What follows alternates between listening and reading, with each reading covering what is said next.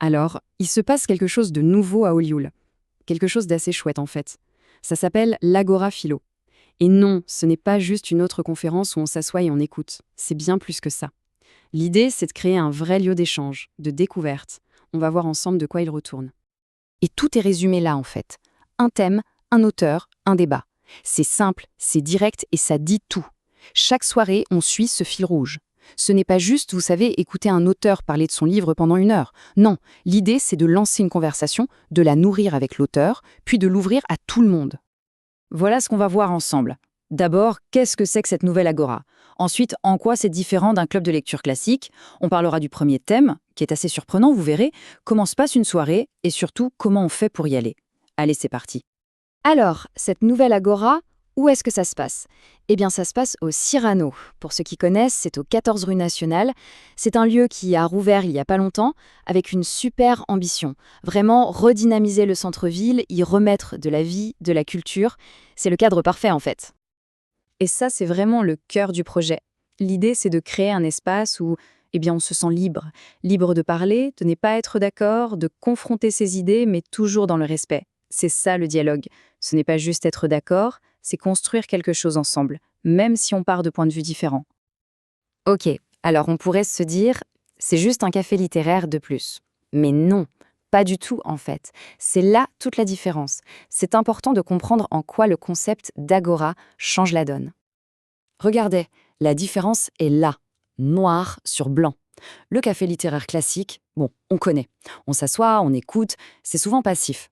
L'agora philo, c'est l'inverse. C'est le dialogue qui prime, la réflexion qu'on fait tous ensemble. Le but, c'est que tout le monde participe. On passe vraiment du statut de spectateur à celui d'acteur du débat. Et ce nom, agora, il n'est pas là par hasard, évidemment. Ça vient de la Grèce antique, c'était la place publique, le lieu où tout se passait, où les gens débattaient, échangeaient. C'était le cœur battant de la cité. En reprenant ce nom, l'idée est claire, on veut recréer ce genre d'espace. Un lieu pour la parole, pour les idées. Bon. Et pour la première, ils ont choisi un thème, disons, qui ne laisse pas indifférent. Le tarot. Mais attention, attention. On va tout de suite mettre les choses au clair. L'approche est purement philosophique.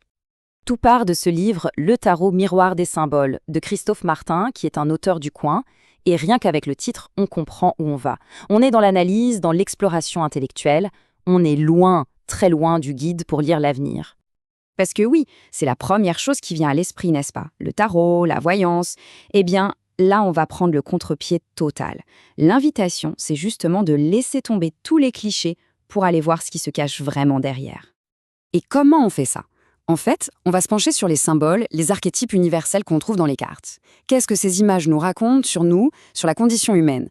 L'idée, c'est de voir le tarot comme un miroir, en fait. Un outil pour mieux se connaître. Pas besoin de croire en quoi que ce soit, juste d'avoir un esprit curieux. Alors, concrètement, une soirée là-bas, ça ressemble à quoi? Le programme est bien pensé pour que tout s'enchaîne de manière fluide et intéressante.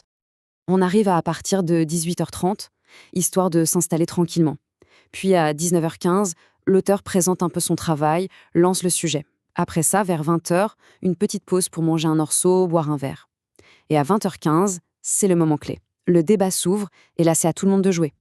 Alors, un point très important, l'entrée en soi est gratuite. On peut venir assister à la conférence et au débat sans payer. Par contre, pour que ce genre d'initiative puisse continuer à exister, le principe est simple, on soutient le lieu qui nous accueille. Il est donc fortement encouragé de prendre une consommation. Un verre, par exemple, c'est 5 €. C'est un petit geste qui permet au Cyrano de jouer le jeu et de continuer à nous accueillir.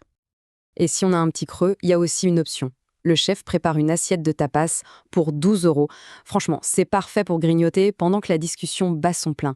Ça rend le moment encore plus convivial. Bon, si tout ça vous a donné envie, on en arrive au plus important. Comment faire pour y aller?